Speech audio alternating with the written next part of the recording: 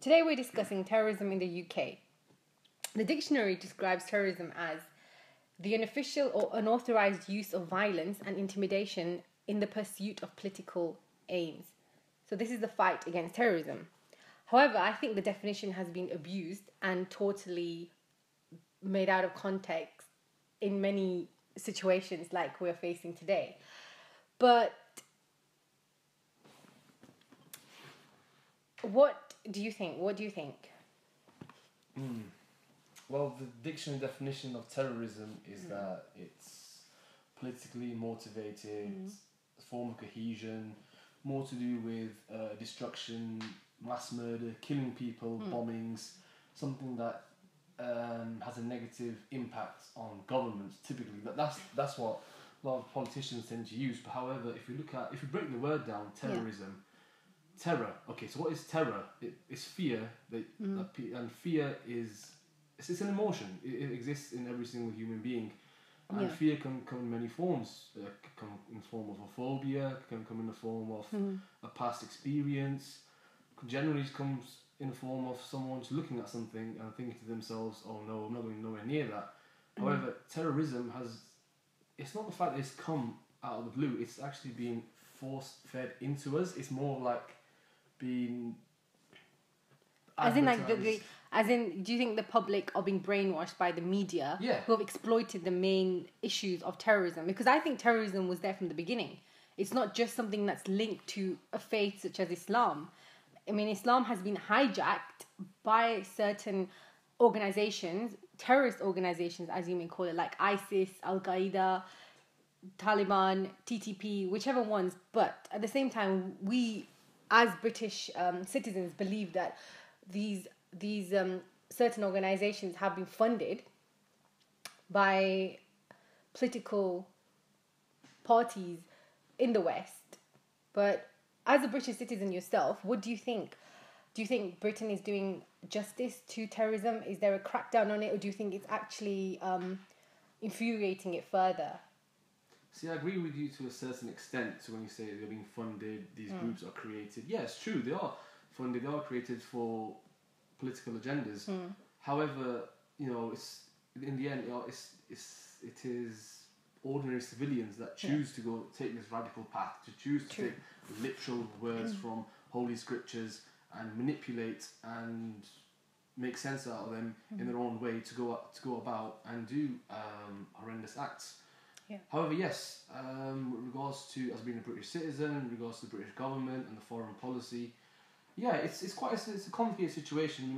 It's not black and white as it seems in the media that people, men with beards and turbans, wearing thobes in the Middle East are all classified as militants that want to basically kill you, spread this religion called Islam by the sword. Yeah. No, of course not. Of course, radicals exist, but then they exist from every single religion. The extremism in Judaism, extremism in Christianity, Sikhism, Hinduism, any religion. Yeah. You can look at Even Burma. non-religion. We can look at Burma right now and say they're extremist Buddhists, but do they represent Buddhism? No, of course they don't. Yeah.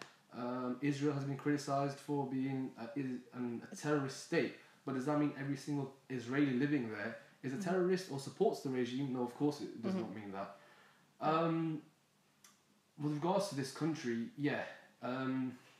since the foreign policy, since 9/11, 7/7, these major incidents that have affected the thousands of lives in this country, and the people that have died, it's been a negative impact on the civilians living in the Middle East and the Muslims especially in this country, because they've just blown everything out of proportion with regards to religion. They've just selected a minority of people that have made religion to be negative, and they've promoted it widespread through television, through books even, through music, through movies, anything, even as a form of a joke, and now people are taking it serious and believe that that's what the religion is about. And that's where we're going wrong in society. No, I agree with that. There was this recently there was a article on counter-terrorism groups such as Quilliam, which I feel is, again, doesn't do much justice to counter-terrorism, because they are ex-members of Hizb ut-Tahrir, which is known as a terrorist organisation in the UK, supporting extreme extreme Muslims, for example. But see, they've gone into an Islamic society, which many universities across the UK have, and they have exploited certain attributes of the society where they have discussed Sharia law in its out of context. Which is Sharia law, which is divine law, which is in the Quran. It's a word of God. However, as we know, there are over 50 sects in Islam right now, which are causing, which are not helping with the unity of the Muslims. At the same time, everyone's differing. There's fundamentalist Muslims. There's liberal ones. There's conservative. So that way, Sharia law cannot really be implied to certain people because of this reason. However, anyway, my point was that Quilliam Foundation went into to this university, Islamic Society, and they have looked into a speaker talking about how, for example, there are Muslim laws in Saudi Arabia which allow thieves to have their hands chopped off, which allow adulteresses to be hung, stoned, things like that. But I feel that they've looked into this and they've exploited it, thinking that this is exactly what Islam is about, when Sharia law's punishment is only 0.5%. If you actually look at the statistics and research it yourself, which many people fail to do, these sort of punishments are more of a deterrence form, like the electric chair in America, or like the electrocution that they give. I mean, nobody really discusses that as a crime against humanity, although there are those from Amnesty International who are debating this. But at the same time, no one's seeing this as a terrorist act. That why is it that if it's only linked to a religion, especially if it's linked to Islam, why is it seen as a terrorist act then? I feel that these organizations are not really doing justice, and they're exploiting the true meaning of the religion of Islam, which is further infuriating the public and allowing them to see Islam as a religion that's suppressing and a religion that is taking away the rights of civilians, taking away the rights of citizens, even in Britain, because they look at people like Anjum Chowdhury, who is exploiting this, who wants to instill Sharia, but he has a very stupid and stringent way of doing so, which is allowing the British government to feel threatened by its faith itself, which we know as Muslim British citizens that this isn't the case. But what are your views on that? Do you think David Cameron is actually helping the cause, or is he making it worse? By any chance, do you think that there should be... Personally, I think he's definitely not helping the cause, and to a certain extent he is making it worse. The reason I say this is because if you want to tackle radicalization, if you want to tackle people in this country going abroad to join extremist groups, if you want to tackle people coming into this country and trying to harm innocent civilians, then you have to go down to the root cause. Look, it's common sense. Whenever something goes wrong, we can't just keep asking, we can't just keep telling people, look, this has happened, this is how we can deal with it. No, ask why it has happened, ask what caused this to happen, and the root cause from maybe radicalization, terrorism, hatred towards another race, another religion, or just people in general, probably could be because of our own government. I mean, this foreign policy has definitely not helped the soldiers, it's not helped the families here, and it's not even helped the people in the Middle East. You can say, okay, they've gone in, they've helped Afghanistan from the group called Taliban, they've helped Iraq from a group called Al-Qaeda. Still debated today as a creation from the Western countries such as the United States of America and Great Britain. Of course, these are still known as conspiracy theories, so we won't go into too much detail.